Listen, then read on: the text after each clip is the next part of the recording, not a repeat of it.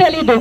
Parents phone కొనిచ్చడం మాత్రమే కాదు మీ responsibility, మీ పిల్లలు ఏం చేస్తున్నారు కూడా మీ రెస్పాన్సిబిలిటీయే. వాళ్ళు ఏం చూస్తున్నారు, వాళ్ళు ఏం చేస్తున్నారు అనే మెయిన్ అసలు మీ పిల్లల మీద మీరు కాన్సన్ట్రేషన్ పెట్టాలి.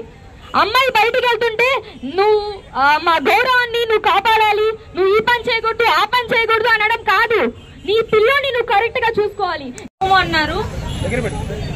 ఈ రోజు ఈ జాతి ఆడపిల్లలకే గౌరవం లేకుండా ఉంది. ఉప్పు కప్పు రమ్మని ఒక్క పోలిక నుండు అని చిన్నప్పుడు అందరూ చదువుకున్నారు. దాని భావం ఏంటి అని అంటే చిన్నపిల్లలకు తెలియదు. ఎదిగిన తర్వాత మనకు తెలుస్తుంది. ఉప్పు వేరే కర్పూరం వేరే, తిరిగి చూస్తే గానీ మనకు తేడా తెలియదు అని. అలాంటి చిన్నపిల్లలు ఈ రోజు నీ అమ్మ నీ అక్క ఇదే నేర్పిస్తే అవి క్యూట్ గా ఉన్నాయనుకుని వీడియో తీసుకుని షేర్ చేస్తున్నారు. అదే నేర్చుకున్న వాళ్ళు రేపొద్దున ఓకే ఆడపిల్లలంటే ఇలా డిస్రెస్పెక్ట్ఫుల్ గా చూడాలి, ఇది ఒక లో జెండర్ అని కాకుండా ఎలా అనుకుంటారు?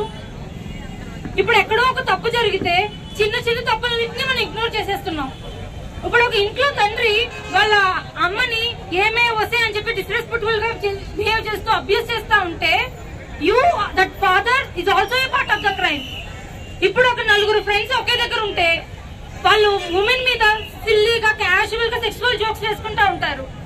అప్పుడు ఆ ఫ్రెండ్స్ దగ్గర నిల్చున్న వాళ్ళు ఏమని అనుకుంటారు, అబ్బాయిలు ఓకే మనం ఇలా మాట్లాడిస్తే ఓకే అనుకుంటారు. ఆ ఫ్రెండ్స్ మీరైతే you are also a part of the crime. ఒక టీచర్ క్లాస్ రూమ్ లో అబ్బాయిలకి అమ్మాయిలకి ఈక్వల్ ఆపర్చునిటీస్ ఇవ్వకుండా అమ్మాయిలే కదరా ఏముందిరా అని చెప్పి మాట్లాడితే the teacher he is also a part of the crime.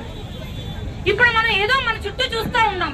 ఇప్పుడు ఇందాక మాప్ లో జరిగినట్టుగా ఏదో అమ్మాయిని మన చుట్టూనే అబ్యూస్ చేస్తా, పెట్రోల్ పోస్తా, తగలబెట్టేస్తా, యాసిడ్ పోస్తా ఉంటే మంది కాదు కదా సమస్య అని పక్క నుంచి నడుచుకుంటూ వెళ్ళిపోతాం. మనం చూసి మనం ఏమీ చేయకుండా ఉంటే we are also a part of the crime. ప్రతి ఒక్కరు మన క్రైమ్ లో ఇంక్లూడ్ అయ్యి ఉండాల్సిన అవసరం లేదు. నేనేం చేయలేదు కదా, అది నా సమస్య కాదు అనుకుంటే ఒక ఎదురుగా ఒక పెద్ద మంట తగలబడిపోతా ఉన్నాను అనుకోండి, మీరు ఆపకపోతే రేపు పొద్దున్న దాన్ని తగలబడిపోయేది నువ్వే. హలో అండి, నా పేరు కరిష్మా, నేను బీటెక్ చదువుతున్నాను ఫ్రమ్ టీమ్ సేవియర్స్. ఈరోజు టీమ్ సేవియర్స్ ఈ ర్యాలీ నిర్వహించిన మెయిన్ మోటో అయితే పబ్లిక్లో ఇంకా యూత్లో అవేర్నెస్ కోసం, యూత్ని మార్చడానికి కోసం. ఈ రేప్స్ ఇవన్నీ జరగడం దీనన్నిటినీ ఆపలేం, బట్ అవేర్నెస్ ఇవ్వగలం. సొసైటీలో అవేర్నెస్ కోసమే ఈ ర్యాలీ చేస్తున్నాము. మెయిన్ మోటో అయితే ఇదే. మా వెనక వచ్చిన వాళ్ళందరూ యూతే, ఇంటర్ వాళ్ళే, 10th వాళ్ళే, బీటెక్ వాళ్ళే, వీళ్ళందరే వచ్చింది. బట్ వాళ్ళ పేరెంట్స్ కూడా వచ్చారు, వాళ్ళని కూడా ఇన్వాల్వ్ చేశాం.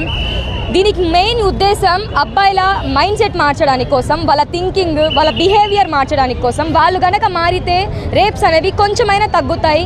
రేప్స్ ఎక్కువ అవ్వకుండా తగ్గడానికి మాత్రమే మేము ఈ సొల్యూషన్ యూజ్ చేశాము. ఈ ర్యాలీ నిర్వహించిన మెయిన్ మోటో అయితే ఇదే. థ్యాంక్ యూ అండి. జై హింద్. హాయ్ అండి. కావలి లాంటి చిన్న టౌన్లో ఇన్ని వందల మంది ఆడవాళ్ళు కలిసి వచ్చారంటేనే ఆడవాళ్ళకి వాళ్ళ సెక్యూరిటీ మీద ఎంత భయంగా ఉంది మన దేశంలో. అంటే వాళ్ళని వాళ్ళు సెక్యూర్గా చూసుకోలేకపోతున్నారు, సొసైటీని మీద నమ్మకం కోల్పోతున్నారు. కాబట్టి ఇన్ని వందల మంది ఇక్కడ జరిగిన ఇన్సిడెంట్ గురించి పోరాటలేదు వాళ్ళు. ఎక్కడో వెస్ట్ బెంగాల్లో జరిగిన ఇన్సిడెంట్ గురించి ఇంతమంది వచ్చారంటేనే వాళ్ళ అన్సెక్యూర్గా ఫీల్ అవుతున్నారని.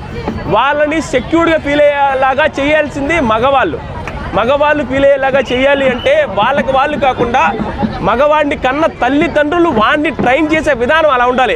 ఆడు ఎక్కడైనా మిస్బిహేవ్ చేస్తున్నా, ఆడవాళ్ళని బూతులు తిడుతున్నా, వాడిని చెప్పే విధానం చిన్నప్పటి నుంచి పదే పదే చెప్పడం, కొట్టడం, తిట్టడం ఇలా చేస్తూ వస్తే వాడిలో మార్పు వస్తే ఆడవాళ్ళని సెక్యూర్డ్గా చూసుకుంటూ వాడు ఆడవాళ్ళతో పద్ధతిగా ఉంటే ఆటోమేటిక్గా ఆడవాళ్ళు సెక్యూర్డ్గా ఫీల్ అవుతారు సొసైటీలో. ఇలాంటి రేప్ కేసులు జీరో చేయడం ఇంపాసిబుల్. కానీ తగ్గించాలి అంటే మగవాళ్ళలో గ్రాడ్యువల్గా చేంజ్ రావాలంటే ఏమీ లేదు.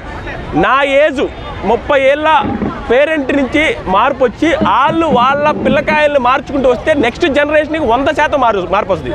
అలాంటి మార్పు వచ్చే సొసైటీని వెరీ సూన్ చూడాలి అని చూడడానికి ప్రతి ఒక్కరు అడుగులు వేయాలి. ఊరికే ర్యాలీకి వచ్చి 100 మంది మగవాళ్ళు మనమందరూ తిరిగినంత మాత్రం మనందరూ మంచోళ్ళం కాదు. ర్యాలీకి వచ్చిన మగాళ్ళందరూ మంచోళ్ళని కాదు. ర్యాలీకి వచ్చిన తర్వాత అయినా మారి అమ్మాయిల్ని కొంచెం సెక్యూర్డ్గా చూస్తూ అమ్మాయిలతో బిహేవియర్ మంచిగా ఉన్నవాడు మంచివాడు. ర్యాలీకి వచ్చిన మగాళ్ళందరూ మంచోళ్ళు కాదు. దయచేసి ప్రతి ఒక్కరు అమ్మాయిలతో సెక్యూర్గా పద్ధతిగా బిహేవ్ చేయడం నేర్చుకోండి. చిన్న పిల్లల్ని కూడా బొగ్గ గిల్లలేని పరిస్థితికి వచ్చింది సొసైటీ.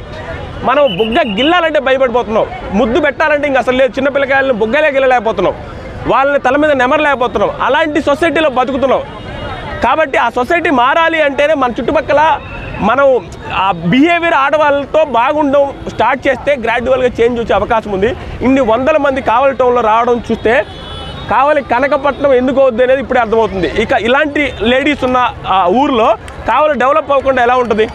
కావలిలో ఇంత మెచ్యూర్డ్ పీపుల్ ఉన్నారని అనిపిస్తుంది, చాలా మెచ్యూర్డ్ పీపుల్. Too good. సేవియర్స్కి కూడా చాలా థ్యాంక్స్ చెప్తున్నాం, మీడియా వాళ్ళకి కూడా చాలా థ్యాంక్ యూ సో మచ్.